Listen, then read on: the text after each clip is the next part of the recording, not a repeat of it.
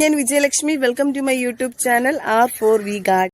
ഇന്നത്തെ എൻ്റെ വീഡിയോ എന്ന് പറയുന്നത് ഏവർക്കും പ്രയോജനപ്രദമായിട്ടുള്ള ഒന്നാണ്. ഉപയോഗശൂന്യമായിട്ടുള്ള വെട്ടുതുണി ഉപയോഗിച്ച് നമുക്ക് എങ്ങനെ ഈസി ആയിട്ട് വീട്ടിലൊരു ഗ്രോ ബാഗ് നിർമ്മിച്ചെടുക്കാം എന്നതിനെ കുറിച്ചുള്ളതാണ്. കൃഷി സ്നേഹിക്കുന്നതിൻ്റെ എല്ലാ കൂട്ടുകാർക്കും വീഡിയോ ഇഷ്ടമാണെങ്കിൽ ലൈക്ക് ചെയ്യാൻ മറക്കരുത്. അപ്പോൾ എങ്ങനെയാണ് അത് നിർമ്മിച്ചെടുക്കുന്നതെന്ന് നമുക്ക് നോക്കാം. ഗ്രോ ബാഗ് നിർമ്മിക്കുന്നതിന് ആവശ്യമായിട്ടുള്ള വെട്ടുതുണികൾ നമുക്ക് തയ്യൽക്കടയിൽ ചോദിച്ചാൽ കിട്ടും. ഞാൻ എടുത്തിരിക്കുന്നതെന്ന് പറഞ്ഞാൽ പാൻസിൻ്റെ തുണികളാണ്. അത് നല്ല കട്ടിയുള്ളതാണ്, വേഗത്തിൽ കീറിപ്പോകുന്നതൊന്നുമല്ല. അപ്പോൾ അത് നമുക്ക് അവിടെ നിന്ന് കളക്ട് ചെയ്തെടുക്കാവുന്നതാണ്. ഈ തുണികളൊക്കെ തന്നെ ഉപയോഗിച്ച് കഴിഞ്ഞതിൻ്റെ ബാക്കി പീസുകളാണ്. അപ്പോൾ അതിൽ നിന്ന് ഒരു പീസ് ഞാൻ എടുത്തിട്ടുണ്ട്. അത്യാവശ്യം നീളമുള്ളതും വീതിയുള്ളതുമാണ്. അപ്പോൾ ആ തുണിയെ ഇങ്ങനെ രണ്ടായിട്ട് മടക്കിയെടുക്കണം. രണ്ടായിട്ട് മടക്കിയെടുത്തതിന് ശേഷം നമുക്ക് ഇതിൽ ബാക്കി വരുന്ന ഭാഗമൊക്കെ ഒന്ന് കട്ട് ചെയ്ത് ഒരു സ്ക്വയർ രൂപത്തിലാക്കി എടുക്കാവുന്നതാണ്. അപ്പോൾ രണ്ട് സൈഡ് എക്സസ് ഉള്ള ഈ തുണികളൊക്കെ തന്നെ നമുക്ക് കട്ട് ചെയ്തെടുക്കാം. ഒരു കത്രിക ഉപയോഗിച്ച് നമുക്കിതിനെ കട്ട് ചെയ്ത് മാറ്റാവുന്നതാണ്. അങ്ങനെ നമുക്ക് രണ്ട് സൈഡിലെ തുണികളൊക്കെ തന്നെ കട്ട് ചെയ്തെടുക്കാവുന്നതാണ്. ഈ തുണികളൊക്കെ തന്നെ അവർ കളയുന്ന തുണികളാണ്. അപ്പോൾ നമ്മൾ അവിടെ കടയിൽ ചോദിക്കുകയാണെന്നുണ്ടെങ്കിൽ പാൻസൊക്കെ തയ്ക്കുന്ന കടയുണ്ടെങ്കിൽ ചോദിച്ചു കഴിഞ്ഞാൽ നമുക്ക് കിട്ടുന്നതാണ്. ഇത് തരുന്നതിന് വേണ്ടി നമുക്ക് അവർക്ക് പൈസയൊന്നും കൊടുക്കേണ്ട ആവശ്യമില്ല, വെറുതെ തന്നെ കിട്ടുന്നതാണ്. ഇതുപയോഗിച്ച് നമുക്ക് ഗ്രോ ബാഗ് മാത്രമല്ല തലങ്ങണിയോറ അതുപോലെ തന്നെ മറ്റു കരകൗശല സാധനങ്ങളൊക്കെ തന്നെ ഉണ്ടാക്കാൻ സാധിക്കുന്നതാണ്. കൂടുതലായിട്ടും ക്യാരി ബാഗ് നമുക്കിത് ഉപയോഗിച്ചിട്ട് ഉണ്ടാക്കിയെടുക്കാൻ പറ്റുന്നതാണ്. അപ്പോൾ രണ്ട് സൈഡ് ഇങ്ങനെ കത്രിക ഉപയോഗിച്ച് മുറിച്ചെടുത്തിട്ടുണ്ട്. ഇനി നമുക്കിതിനെ തച്ചെടുക്കുകയേ വേണ്ടൂ. വീട്ടിൽ മെഷീൻ ഉണ്ടെങ്കിൽ നമുക്ക് മെഷീനിൽ തച്ചെടുത്താൽ മതി, വേഗത്തിൽ പണി കഴിയും. ഇല്ലെന്നുണ്ടെങ്കിൽ നമുക്കിതിനെ സൂചി നൂൽ ഉപയോഗിച്ച് തച്ചെടുക്കാവുന്നതാണ്. ഈ തുണിയുടെ രണ്ട് സൈഡ് ഇനി നമുക്ക് തച്ചെടുത്താൽ മാത്രം മതി. അപ്പോൾ നൂലെടുക്കുമ്പോൾ ഇതൊരു 4 മടക്കായിട്ടാണ് എടുത്തിരിക്കുന്നത്. നല്ല കട്ടിയായിട്ട് എടുത്ത് വേണം തയ്ക്കാനായിട്ട്. അപ്പോൾ തുണിയുടെ ഒരു ഭാഗം നമുക്ക് ഇങ്ങനെ രണ്ടായിട്ട് മടക്കിയതിന് ശേഷം നമുക്ക് തയ്ച്ചു കൊടുക്കാം. അപ്പോൾ നല്ല സ്ട്രോങ് ആയിട്ടിരിക്കും. അപ്പോൾ സൂചി നൂല് ഉപയോഗിച്ച് ഇതിനെ സാവധാനം തച്ചെടുക്കാവുന്നതാണ്, കയ്യിലൊന്നും കൊള്ളാതെ. ഒരു സൈഡ് ഇതുപോലെ തന്നെ നല്ല രീതിയിൽ തച്ച് നമുക്ക് എടുക്കാം. തച്ചെടുക്കുന്നതിന് അധികം ഭംഗിയൊന്നും നോക്കണ്ട, എങ്ങനെയാണ് തയ്ക്കാൻ പറ്റുന്നത് ആ രീതിയിൽ അങ്ങ് തച്ചെടുത്താൽ മതി. അകലത്തിൽ തയ്ക്കുകയാണെന്നുണ്ടെങ്കിലും കുഴപ്പമില്ല. അതിനുശേഷം നമുക്കിതിനെ ഒരു സൈഡ് തച്ചിട്ട് ആ സൈഡ് തന്നെ തിരിച്ച് ഒന്നും കൂടി ഈ നൂലുകളുടെ മീതിയെ കൂടി തച്ചെടുക്കണം. നല്ല സ്ട്രോങ് ആയിട്ട് തച്ച് എടുക്കേണ്ടതാണ്. ഇല്ലെന്നുണ്ടെങ്കിൽ മണ്ണെല്ലാം ഇടുമ്പോൾ ഇതെല്ലാം പൊട്ടിപ്പോകുന്നതാണ്, കുറച്ച് ദിവസം വെള്ളമൊക്കെ ഒഴിച്ച് കഴിയുമ്പോഴത്തേക്കും. അപ്പോൾ ഒരു സൈഡ് നമുക്ക് നന്നായിട്ട് തച്ചെടുത്തതിന് ശേഷം നമുക്ക് ആ നൂലിൻ്റെ മീതിയിൽ കൂടി തന്നെ പിന്നെ ഒരു പ്രാവശ്യം കൂടി തച്ചെടുക്കാവുന്നതാണ്. വെറുതെ ഇരിക്കുന്ന സമയത്ത് വേണമെന്നുണ്ടെങ്കിൽ നമുക്ക് ഇതിനെയൊക്കെ തന്നെ ഇങ്ങനെ തച്ചെടുക്കുകയാണെന്നുണ്ടെങ്കിൽ നമുക്ക് ഗ്രോ ബാഗ് തുന്നിയെടുക്കാൻ സാധിക്കുന്നതാണ്.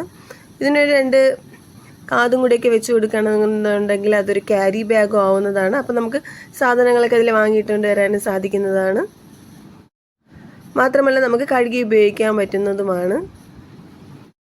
നല്ല കട്ടിയുള്ള പാൻറ്റിൻ്റെ തുണിയായതുകൊണ്ട് ഒത്തിരി കാലം നിലനിൽക്കുന്ന ഒന്നാണ് ഈ ഗ്രോ ബാഗ് എന്ന് പറയുന്നത്. ഒത്തിരി കട്ടി കുറഞ്ഞ തുണികൾ എടുക്കാൻ പാടില്ല. അത്യാവശ്യം കട്ടിയുള്ള തുണികൾ വേണം ഈ ഗ്രോ ബാഗ് നമ്മൾ തുന്നാനായിട്ട് ഉപയോഗിക്കേണ്ടത്. പാൻസിനൊക്കെ തുന്നുന്ന മെഷീൻ്റെ നൂല് കിട്ടും. അപ്പോൾ അത് വാങ്ങിച്ച് തയ്ക്കുകയാണെങ്കിൽ കുറച്ചുകൂടി സ്ട്രോങ് ആയിരിക്കും. അപ്പോൾ ഈ തച്ചതിൻ്റെ മീതിയിൽ കൂടി തന്നെ ഒന്നുകൂടി ഒന്ന് തച്ചു കൊടുക്കണം. അപ്പോഴത് കുറച്ചുകൂടി നല്ല സ്ട്രോങ് ആയിട്ടിരിക്കുന്നതാണ്. ഈ തയ്യലിൻ്റെ മുകളിൽ കൂടെ ഒന്നും കൂടെ തച്ചെടുക്കാം നമുക്ക്. ഒരു സൈഡ് മൊത്തത്തിൽ തച്ച് കഴിഞ്ഞതിന് ശേഷം നമുക്ക് മറു സൈഡും കൂടി തച്ചെടുക്കാം. അപ്പോൾ 3 സൈഡ് മൊത്തം ക്ലോസ് ആകും, ഒരു സൈഡ് മാത്രം ഓപ്പൺ ആയിരിക്കും. ഇനി ഗ്രോ ബാഗ് ആകുന്നതിന് വേണ്ടി നമുക്കിനി ഒരു കാര്യം കൂടി ചെയ്ത് കൊടുക്കേണ്ടതുണ്ട്. ഇത് ശരിക്കും തറയിൽ നന്നായിട്ട് ഇരിക്കണമെന്നുണ്ടെങ്കിൽ നമുക്കിതിൻ്റെ ഒരു സൈഡ് വന്നിട്ട് ഓപ്പൺ ഉള്ള സൈഡിൻ്റെ ഓപ്പോസിറ്റ് സൈഡ് വന്നിട്ട് ഞുറി എടുക്കും പോലെ ഒന്ന് ഞുറിഞ്ഞതിന് ശേഷം നമുക്കതിനെ കെട്ടി വെച്ച് കൊടുക്കേണ്ടതാണ്. എങ്കിൽ മാത്രമേ നമ്മൾ ഈ സഞ്ചി തിരിച്ചിടുമ്പോഴത്തേക്കും നല്ല രീതിയിൽ ഗ്രോ ബാഗിനെ പോലെ മണ്ണ് നിറയ്ക്കുമ്പോൾ ഇരിക്കത്തുള്ളൂ. അപ്പോൾ ഈ ഗ്രോ ബാഗിനെ ഇതുപോലെ നമുക്ക് ഞുറിഞ്ഞിങ്ങനെ എടുക്കാവുന്നതാണ്. അതിനുശേഷം നമുക്ക് ഇതേപോലത്തെ തുണി വെച്ച് തന്നെ ഒന്ന് കെട്ടിക്കൊടുക്കാവുന്നതാണ്. അപ്പോൾ നല്ല രീതിയിൽ നമുക്കൊന്ന് ടൈറ്റ് ചെയ്ത് കെട്ടിക്കൊടുക്കാം ഇതിനെ. ഈ കെട്ടിക്കൊടുക്കുന്ന തുണി വേണമെന്നുണ്ടെങ്കിൽ കുറച്ച് ലെന്തിൽ വേണമെങ്കിൽ നമുക്ക് എടുക്കാവുന്നതാണ്. അപ്പോൾ കെട്ടിക്കൊടുത്തതിന് ശേഷം മണ്ണ് നിറച്ച് കഴിയുമ്പോഴത്തേക്ക് ഇതിനെ നമുക്ക് പന്തലിലോട്ട് വേണമെങ്കിൽ ഇതിൻ്റെ നൂലിനെ കെട്ടിവെക്കാവുന്നതുമാണ്. അപ്പോൾ നല്ല രീതിയിൽ തന്നെ ടൈറ്റായിട്ട് ഇതിനെ കെട്ടിക്കൊടുക്കാവുന്നതാണ്. ഇതിനെ കെട്ടിക്കൊടുത്തതിന് ശേഷം നമ്മളിതിനെ തിരിച്ചിട്ട് കൊടുക്കണം. അപ്പോൾ തിരിച്ചിട്ട് കൊടുക്കുമ്പോൾ നമ്മുടെ മറ്റേ ഗ്രോ ബാഗിനെ പോലെ തന്നെ ആവുന്നതാണ്. അപ്പോൾ മണ്ണ് നിറച്ച് കഴിയുമ്പോൾ ആ ഗ്രോ ബാഗിനെ പോലെ നല്ല രീതിയിൽ ഇരിക്കുന്നതാണ്. ഇത് വന്നിട്ട് ഒത്തിരി വെയിലടിച്ച് കഴിഞ്ഞാൽ മറ്റേ ഗ്രോ ബാഗിനെ പോലെ പെട്ടെന്ന് പൊടിഞ്ഞൊന്നും പോകത്തില്ല, കുറച്ചേറെ കാലം ഇരിക്കുന്നതാണ്. നല്ല രീതിയിലൊന്ന് സൈഡിലത്തെ സ്റ്റിച്ച് നല്ല സ്ട്രോങ് ആയിട്ടൊന്ന് തച്ച് കൊടുത്താൽ മാത്രം മതി. ഗ്രോ ബാഗിൻ്റെ വിസ്തീർണം എന്ന് പറഞ്ഞാൽ നമ്മൾ എടുക്കുന്ന തുണിയുടെ അളവിനനുസരിച്ചിരിക്കും.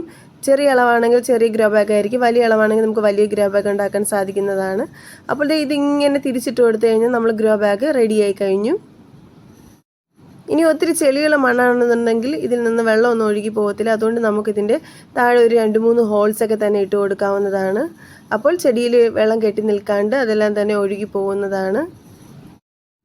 ഈ ഗ്രോ ബാഗ് എന്ന് പറയുമ്പോൾ നമുക്ക് പ്ലാസ്റ്റിക്കിൻ്റെ ഉപയോഗം കുറയ്ക്കാനായിട്ട് സാധിക്കും. അതുപോലെ തന്നെ നമുക്ക് വളരെ ചിലവ് കുറഞ്ഞ രീതിയിൽ ചെയ്തെടുക്കാനും സാധിക്കുന്നതാണ്. നൂല് വാങ്ങുന്ന പൈസ മാത്രമേ ആവത്തുള്ളൂ. ഇനി നമ്മുടെ വീട്ടിൽ മെഷീൻ ഉണ്ടെന്നുണ്ടെങ്കിൽ തച്ചെടുക്കുകയാണെന്നുണ്ടെങ്കിൽ വളരെ ഈസി ആയിട്ട് വളരെ വേഗത്തിൽ നമുക്കിതിനെ തയ്യാറാക്കി എടുക്കാൻ സാധിക്കുന്നതാണ്. അപ്പോൾ കത്രിക ഉപയോഗിച്ച് ഇതുപോലെ 2-3 ഹോൾസൊക്കെ തന്നെ ഇട്ട് കൊടുക്കാവുന്നതാണ്. തുണി ആയതുകൊണ്ട് വെള്ളം വീഴുമ്പോൾ എല്ലാം തന്നെ വാർന്നു പോകുന്നതാണ്. ഇനി ഒത്തിരി കട്ടിയുള്ള മണ്ണൊക്കെ ആണെന്നുണ്ടെങ്കിൽ ചെളിയൊക്കെ കൂടുതലാണെന്നുണ്ടെങ്കിൽ പോകത്തില്ലായിരിക്കും മഴയൊക്കെ പെയ്യുമ്പോഴത്തേക്കും. അതുകൊണ്ട് നമുക്കിതിൽ ഹോൾസ് ഇട്ട് കൊടുക്കാവുന്നതാണ്. അപ്പോൾ എക്സ്ട്രാ വെള്ളം എന്തെങ്കിലും കെട്ടി നിൽക്കുകയാണെന്നുണ്ടെങ്കിൽ അതെല്ലാം തന്നെ ഈ ഹോളിൽ കൂടെ ഒഴുകി പോകുന്നതാണ്. അപ്പോൾ വെട്ട് തുണിയിൽ നിന്ന് ഏകദേശം ചെറുതും വലുതുമായിട്ട് ഒരു 13ഓളം ഗ്രോ ബാഗ് ഞാൻ തുന്നി എടുത്തിട്ടുണ്ട്. ബാക്കിയെല്ലാം തന്നെ മെഷീനിൽ വെച്ച് തുന്നി എടുത്തിട്ടുള്ളതാണ്. ഇതിൽ ചെറിയ ഗ്രോ ബാഗും ഉണ്ട്, കുറച്ച് വലിയ ഗ്രോ ബാഗും ഉണ്ട്. അടിഭാഗം ഇതുപോലെ കെട്ടി വെച്ചിരിക്കുന്നതുകൊണ്ട് നമ്മൾ തിരിച്ചിടുമ്പോൾ നമ്മുടെ ഗ്രോ ബാഗിനെ പോലെ തന്നെ ഇരിക്കും. അപ്പോൾ നമ്മൾ തറയിൽ വെച്ച് കഴിഞ്ഞാൽ അത് അങ്ങനെ തന്നെ ഇരിക്കുന്നതാണ്. ഇനി ഗ്രോ ബാഗിൻ്റെ മെഗൽ ഭാഗം ഒന്നും കൂടി തച്ച് കഴിഞ്ഞിട്ട് ഇതുപോലെ 2 കാതും കൂടെ വെച്ച് കൊടുക്കുകയാണെന്നുണ്ടെങ്കിൽ നമുക്ക് ക്യാരി ബാഗായിട്ട് യൂസ് ചെയ്യാം. അപ്പോൾ ഇതുപോലത്തെ കുറേ ക്യാരി ബാഗ് ഞാൻ ഉണ്ടാക്കി വെച്ചിട്ടുണ്ട്. വളരെ എളുപ്പമാണ് കൊണ്ടുപോകാനൊക്കെ. ഇനി നമ്മുടെ ഗ്രോ ബാഗിൽ നിറയ്ക്കേണ്ട മണ്ണ് തയ്യാറാക്കുന്നതാണ് നോക്കുന്നത്. അപ്പം മണ്ണ് എടുത്തിട്ടുണ്ട്, കുമ്മായിട്ട് ട്രീറ്റ് ചെയ്ത മണ്ണാണ് എടുത്തിരിക്കുന്നത്. അതിൽ വേപ്പിൻ പിണ്ണാക്ക്, മണ്ണിര കമ്പോസ്റ്റ്, കോഴിക്കാരം, എല്ലുപൊടി ഇത്രയും എടുത്തിട്ടുണ്ട്. ഇനി ഈ മണ്ണിനെ നന്നായിട്ട് തന്നെ നമുക്ക് മിക്സ് ചെയ്തെടുക്കാം. മണ്ണ് എപ്പോഴും ഒരുക്കുമ്പോൾ നമ്മൾ കുമ്മായം ഇട്ട് വെയിൽ കൊള്ളിച്ച മണ്ണ് വേണം എടുക്കാനായിട്ട്. ഇനി കുമ്മായം ഇട്ടിട്ടില്ല എന്നുണ്ടെങ്കിൽ നമുക്ക് ഇട്ട് കൊടുക്കാവുന്നതാണ് ഇക്കൂട്ടത്തിൽ തന്നെ. അപ്പോൾ ഈ മണ്ണിനെല്ലാം തന്നെ ഈ എടുത്തിരിക്കുന്ന വളങ്ങളൊക്കെ കൂട്ടി നന്നായിട്ട് യോജിപ്പിച്ചെടുക്കാം. മണ്ണിന് കൂടുതൽ ഇളകം കിട്ടണമെന്നുണ്ടെങ്കിൽ നമുക്ക് ചകിരിച്ചോറ് ചേർക്കാവുന്നതാണ്. കോഴിവെള്ളം എടുത്തിരിക്കുന്നതുകൊണ്ട് അതിനകത്ത് നിറച്ച് മരപ്പൊടിയുണ്ട്, അതുകൊണ്ട് വേറെ ചകിരിച്ചോറൊന്നും ചേർക്കുന്നില്ല. അപ്പോൾ ഈ മിശ്രിതത്തെ എല്ലാം തന്നെ ഞാൻ ഗ്രോ ബാഗിൽ നിറച്ച് വെച്ചിട്ടുണ്ട്. ഇനി ഒരു 3-4 ചിരട്ട വെച്ചതിന് ശേഷം നമ്മുടെ ഗ്രോ ബാഗിനെ വെച്ച് കൊടുക്കാവുന്നതാണ്. തുണിയിലെ ഗ്രോ ബാഗ് ആകുമ്പോഴത്തേക്കും നമുക്ക് പ്ലാസ്റ്റിക്കിൻ്റെ ഉപയോഗം കുറയ്ക്കാനും സാധിക്കും. നമുക്ക് ചിലവ് കുറഞ്ഞ രീതിയിൽ തന്നെ ചെയ്തെടുക്കാനും സാധിക്കും. ഇനി ഇതിൽ നമുക്ക് ചെടികളൊക്കെ തന്നെ നട്ടു കൊടുക്കാവുന്നതാണ്. നേരത്തെ മുളപ്പിച്ച് വെച്ചിട്ടുള്ള ഒരു വഴുതനങ്ങ ചെടിയാണിത്. അപ്പോൾ അതിനെ ഇതിലോട്ട് നട്ടു കൊടുക്കാവുന്നതാണ്. ഉണ്ടാക്കി വെച്ചിരിക്കുന്ന ഗ്രോ ബാഗിൻ്റെ സൈസ് അനുസരിച്ച് നമുക്ക് പ്ലാന്റ്സിനെയൊക്കെ തന്നെ നട്ടു കൊടുക്കാവുന്നതാണ്. അപ്പോൾ ഞാൻ വഴുതനങ്ങയും മുളകും ഒക്കെയാണ് നടുന്നത്. അപ്പോൾ വഴുതനങ്ങ നട്ടിട്ടുണ്ട്. ഇനിയും കുറച്ച് വലുതായിട്ടുള്ള ഗ്രോ ബാഗിൽ വഴുതന ചെടി തന്നെ നടാൻ പോവുകയാണ്. ഇതൊരല്പം വലുതായ വഴുതനങ്ങ ചെടിയാണ്. അപ്പോൾ ഇതിനി 1 മാസം കൂടെ കഴിയുമ്പോഴത്തേക്കും എന്തായാലും പൂക്കും. അപ്പോൾ ഇത് പൂജയെടുത്ത് നടന്നതായതുകൊണ്ട് തന്നെ കുറച്ച് ദിവസം ഇതുപോലെ തണലത്ത് വെച്ചിട്ട് വേണം നമുക്ക് വെയിലത്ത് വെച്ച് കൊടുക്കാനായിട്ട്. ഇതെന്തായാലും തണലത്താണ് ഈ ഗ്രോ ബാഗ് വെച്ചിരിക്കുന്നത്. ഇത് നല്ല വെള്ള കളറിലുള്ള വഴുതനങ്ങ ചെടിയാണ്, ഹൈബ്രിഡ്. അപ്പോൾ ഞാൻ ഇത് നേരത്തെ വിത്ത് വാങ്ങി വിതച്ചിട്ടുണ്ടായിരുന്നു. അപ്പോൾ അതൊക്കെ ഇളക്കി നടേണ്ട പ്രായമൊക്കെ കഴിഞ്ഞു. അപ്പോൾ എന്തായാലും ഈ ഗ്രോ ബാഗ് തയ്യാർ ചെയ്തുകൊണ്ട് ഞാൻ അതിലോട്ട് നടുകയാണ്. വഴുതനങ്ങ ചെടിയെ വളരെ ഈസി ആയിട്ട് എങ്ങനെയാണ് പരിപാലിച്ചെടുക്കാൻ പറ്റുന്നതെന്നൊക്കെയുള്ള വീഡിയോ ഞാൻ അപ്ലോഡ് ചെയ്തിട്ടുണ്ട്. വേണമെന്നുള്ളവർക്ക് കാണാവുന്നതാണ്. ഇനി മുളക് ചെടിയാണ് നടാൻ പോകുന്നത്. ഇത് സാധാ മുളകാണ്, നമ്മൾ കടയിൽ നിന്ന് വാങ്ങുന്ന മുളക് തന്നെ. അതിൻ്റെ വിത്ത് നട്ടിട്ടുള്ളതാണ്. അപ്പോൾ നമുക്ക് കിട്ടുന്ന വിത്തുകളൊക്കെ തന്നെ ഇച്ചിരി ഗ്രോ ബാഗിൽ വിതച്ചിടുകയാണെന്നുണ്ടെങ്കിൽ അതെല്ലാം തന്നെ വളർന്നു നിൽക്കും. നമുക്ക് ആവശ്യമുള്ളപ്പോൾ അതെല്ലാം തന്നെ മാറ്റി നട്ടാൽ മതിയാകും. മുളകിൻ്റെ വിത്തുകളൊക്കെ തന്നെ നമുക്ക് ഇതുപോലെ നട്ട് വെക്കുകയാണെന്നുണ്ടെങ്കിൽ നമുക്കൊരു ചെടി നശിച്ചു പോകുമ്പോഴത്തേക്ക് അടുത്ത ചെടിയെ വേഗത്തിൽ തന്നെ വെച്ച് പിടിപ്പിച്ചെടുക്കാൻ സാധിക്കുന്നതാണ്. പച്ചക്കറി ചെടികളിൽ ഏറ്റവും കൂടുതലായിട്ട് കീടശല്യം കണ്ടുവരുന്ന ഈ മുളക് ചെടിക്കാണ്. അപ്പോൾ നമ്മൾ നല്ല രീതിയിൽ തന്നെ ചെറുപ്രായത്തിലെ പരിചരിച്ച് കഴിഞ്ഞാൽ അതിൽ കീടശല്യമൊന്നും ഉണ്ടാകാതെ നല്ല രീതിയിൽ തന്നെ നമുക്ക് വളർത്തിയെടുക്കാൻ സാധിക്കുന്നതാണ്. അതിൽ നിന്ന് നല്ല മികച്ച രീതിയിലുള്ള വിളവ് നമുക്ക് കിട്ടുകയും ചെയ്യും. ഇനി മുളക് ചെടിക്ക് മുരടിപ്പ് രോഗം വരികയാണെന്നുണ്ടെങ്കിൽ നമ്മൾ അതിൻ്റെ നാമ്പിലകളൊക്കെ തന്നെ നുള്ളിക്കളഞ്ഞതിന് ശേഷം വേപ്പെണ്ണ വെള്ളത്തിൽ മിശ്രിതമൊക്കെ തന്നെ സ്പ്രേ ചെയ്ത് കൊടുക്കുകയാണെന്നുണ്ടെങ്കിൽ അതിൽ നിന്ന് അടുത്ത് വരുന്ന ഇലകളൊക്കെ തന്നെ നല്ല ഇലകളായിരിക്കും. ഇത് തക്കാളി വഴുതനങ്ങയാണ്. അതിൻ്റെ വിത്തുകളൊക്കെ തന്നെ പാവിയിട്ട് അതെല്ലാം തന്നെ മുളച്ച് നിൽക്കുന്നതാണിത്.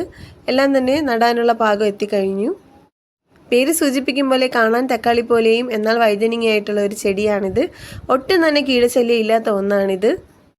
ധാരാളം നാൾ നിന്ന് നമുക്ക് ഇതിൽ നിന്ന് വിളവ് കിട്ടുന്നതാണ്. ചെറിയ കണ്ടെയ്നറിലാണെങ്കിൽ കൂടിയും അത് നല്ല മികച്ച രീതിയിലുള്ള വിളവ് നമുക്ക് തരുന്നതാണ്. തക്കാളി വഴുതനങ്ങ വേഗത്തിൽ പൂക്കുന്നത്, നിറച്ച് കായ്കളൊക്കെ ഉണ്ടാകുന്ന ഒരു ചെടിയാണിത്. ജൈവ സ്ലറിയൊക്കെ ഉണ്ടാക്കി ആഴ്ചയിലൊരിക്കൽ നമ്മൾ ഇതിൻ്റെ മൂട്ടിൽ ഒഴിച്ചു കൊടുക്കുകയാണെന്നുണ്ടെങ്കിൽ ഇതിൻ്റെ ഗ്രോത്തൊക്കെ വളരെ പെട്ടെന്നായിരിക്കും. മറ്റ് വഴുതനങ്ങ ചെടികളെ പോലത്തെ ടേസ്റ്റ് അല്ല ഇതിൻ്റെ കായ്ക്കുള്ളത്. തികച്ചും വ്യത്യസ്തമായിട്ടുള്ള ഒരു ടേസ്റ്റാണ്.